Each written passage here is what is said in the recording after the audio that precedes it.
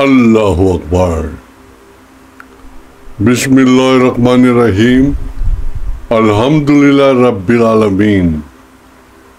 Assalamualaikum warahmatullahi wabarakatuh. Isang mapagpalayang araw po sa atin lahat, mga kaibigan. Ito po ang Kawal ng Demokrasya, Kawal di Carbonell. Sa episode na ito, atin pong babalangkasin yung pong masyadong bumabagabag po sa ating pong gobyerno ngayon at siya ang usapin hinggil sa pagtuligsa, paghamak, paggugutay-gutay ng ating saligang batas. Bakit po natin nasabi ito? Sapagkat napipinto at ating pong nababanaagan ng Senado ay sadyang mayroong paghahandang ginagawa upang madiskaril, hindi matuloy ang impeachment ni Sara Duterte. Hindi po natin papag-usapan dito yung merito kung dapat bang impeach si Sara Duterte o hindi. Si Sara Duterte ay na-impeach na po. Kaya pwede na siyang idemanda dyan po sa Senado. Yan po ay tinatadhana ng saligang batas na pag ikaw ay na-impeach, ang ibig sabihin, tinatanggalan ka ng iyong immunity sa mga demanda sapagkat ang Vice Presidente ay may immunity laban po sa mga demanda. At kung ikaw ay na-impeach, para ka ng ordinaryong tao. Ngunit sa Senado, ang kanila lamang titignan ay yung pong accountability mo kung iyon nagampanan ang iyong tungkulin bilang Vice Presidente o ikaw ay mayroong pagkukulang at mukhang tinatraidor mo. Hindi mo masusing ginagampanan ang iyong sinumpaang tungkulin bilang Vice Presidente. Ngayon, sapagkat sa impeachment, mga kaibigan, magkakaroon po ng trial. Ano po yung trial?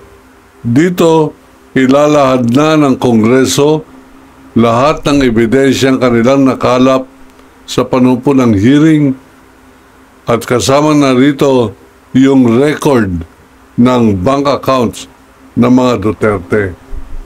Ito po yata ang ayaw na malaman ng mga taong bayan hinggil po dito sa bank account na ito. Sapagkat itong bank account ng mga Duterte ang siyang magpapatunay na wala pong drug war, walang gerang inilunsad si Duterte laban sa illegal na droga.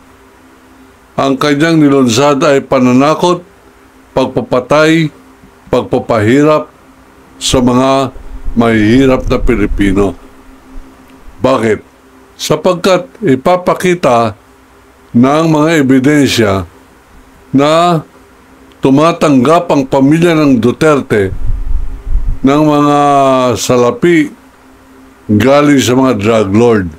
At ito po ay mga record sapagkat yung mga pera na yan galing kila Michael Young, galing kay Richard Lim, galing kay Atong Ang, galing yan kay Sammy Uy. At ito pong pagpapadala sa kanila ay periodic. Ibig sabihin, regular. Sa tuwing 6 o 10 buwan, pumapasok basta sa pamamagitan ng manager's check ang halagang iba't iba, 20 million, 50 million, 100 million sa mga bank accounts ng mga Duterte. Hindi lamang si Digong ang tumatanggap sa kanyang bank account, tumatanggap din si Pulong, tumatanggap si Baste, tumatanggap si Sara Duterte. Katunayan, meron pong joint bank account si Rodrigo Duterte at si Sara Duterte. Kaya nga po ito'y dahil po sa payo na abogado, mag-joint account kayo. Pag ikaw ay naipit at pinagpatuloy ni Trillanes ang kanyang paghahamon na labas mo ang waiver.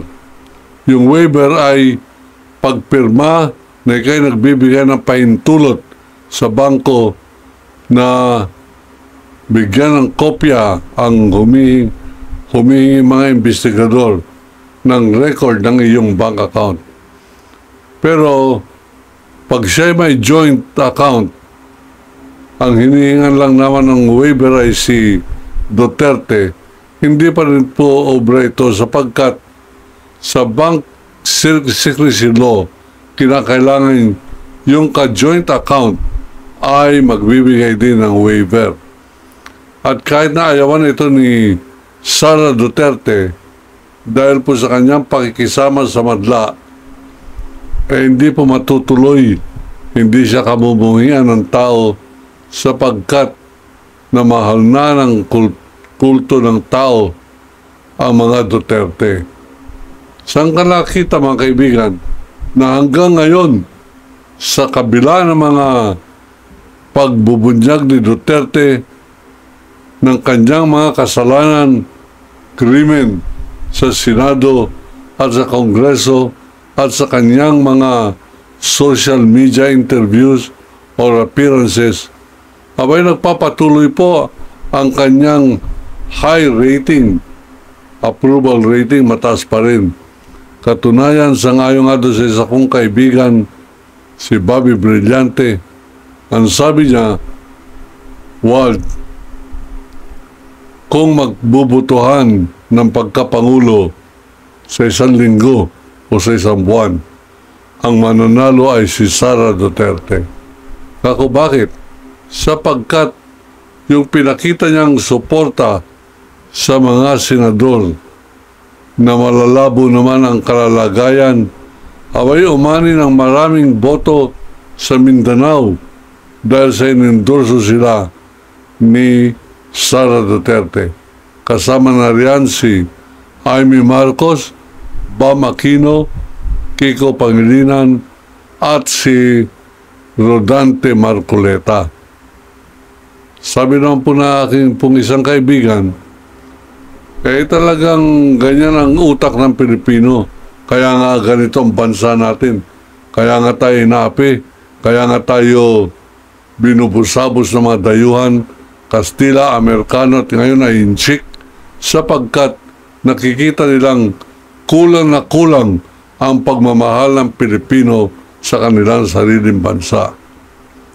Bilang isa pong profesor, akin pong pinag-aralan itong kultura na ito at akin pong masasabing hindi ko masisisi ang mga Pilipino sa kawalan ng kanilang pagmamahal sa sariling bansa sapagkat yan po ay naging kadugunan nila, kasama na yan sa kanilang dugo na nananalaytay sa kanilang mga ugat ay ang kawalan ng pagmamahal sa bansang Pilipinas na kanilang sinilangan sapagkat ang kanilang lolo nung pinanganak ay walang bansang sarili.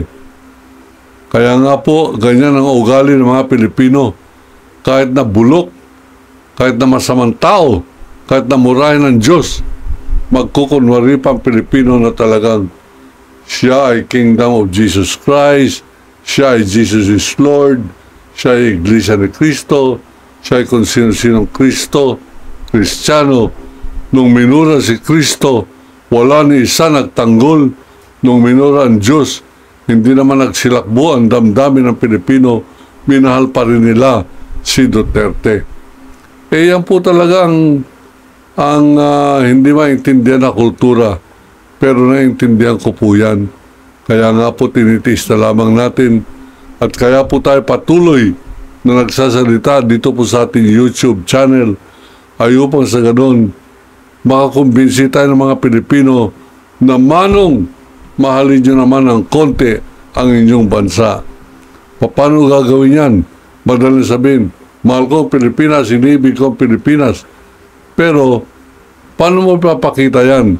Una, dapat hindi mo dinadakila ang mga kriminal. Dapat hindi mo man lamang sila nire-respeto. Kung ikaw ay sundalo, ikaw ay pulis, sumasaludo ka kay Atong Ang, sumasaludo ka kay Michael Yang, at sa iba pa mga barkadang sanggano ng mga Duterte, sumasaludo ka pa rin kay Duterte. Abay, talaga may depresya ang ating pong kultura. Hanggang ngayon, pagka meron pa mga DDS, dalawa na po ibig sabihin ng DDS ngayon eh. Ang tunay na DDS, Davao Death Squad. Ito ay sapagkat nilunok na ng mga Pilipino na tama ang pagpatay, basta durugista, lahat ng tao, basta tinurong durugista, patay na.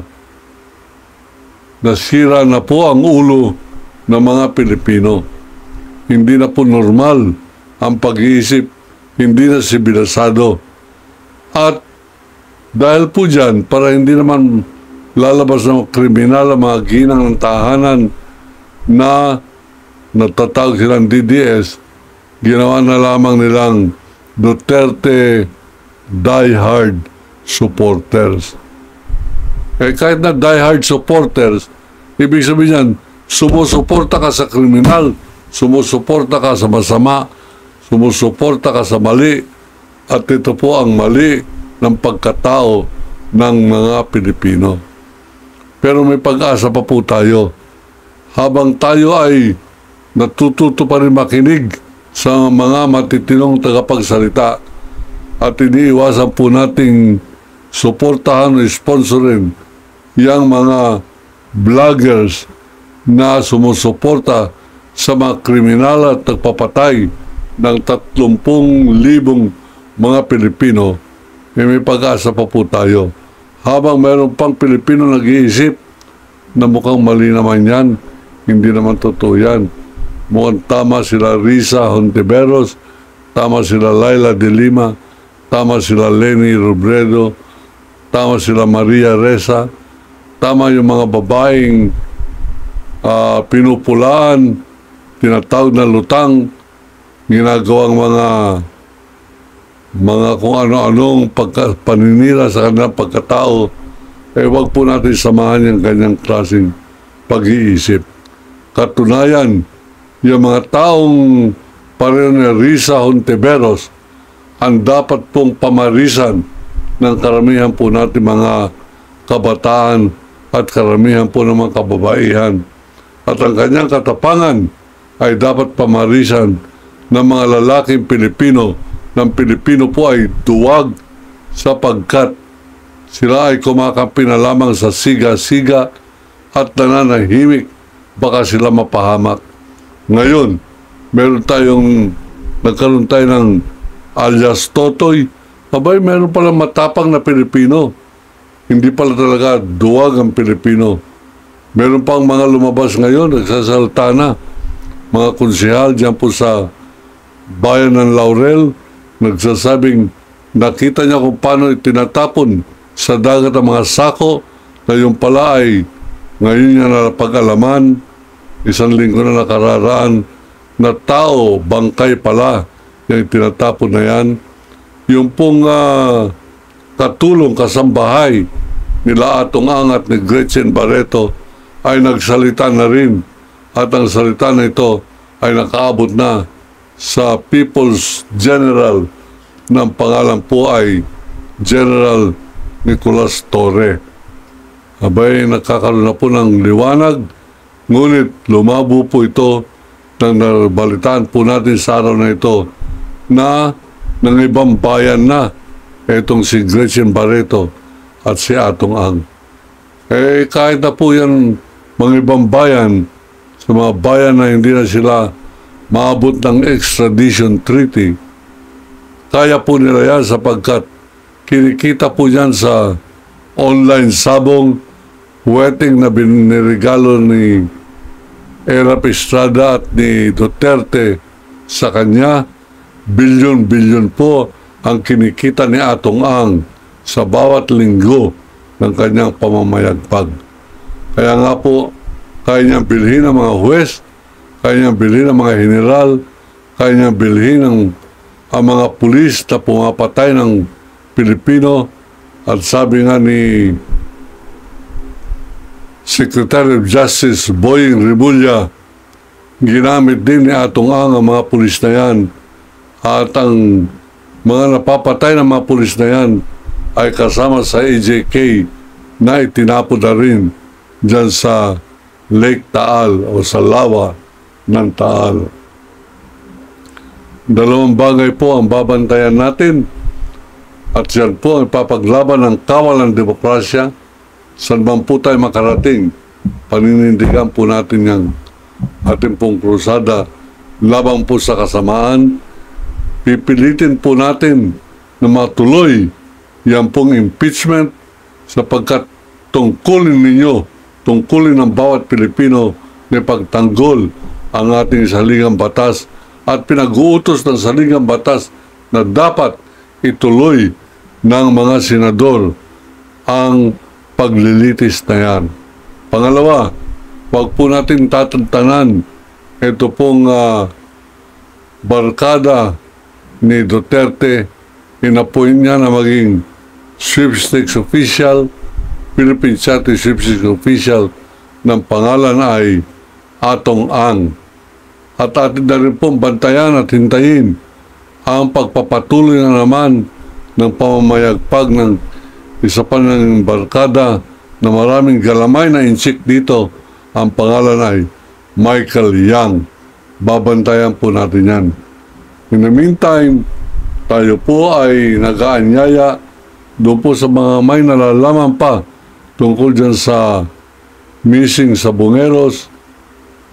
Tumawag po kayo, andito po yung ating telepono. Mag-text po kayo. Pwede po ninyong sabihin sa akin na delikado, ayaw ninyong magpabunyag ng inyong pangalan. Okay lamang po, magkwentuhan lamang tayo kahit sa telepono. At ako na pong bahala kung ako'y maniniwala o sa akin pong sususugan ang inyong pinapakitang pagkamakabayan. Muli, ito po ang kawal ng demokrasya. Kawal di Carbonell nagsasabing, iniibig ko ang Pilipinas. Allahu Akbar.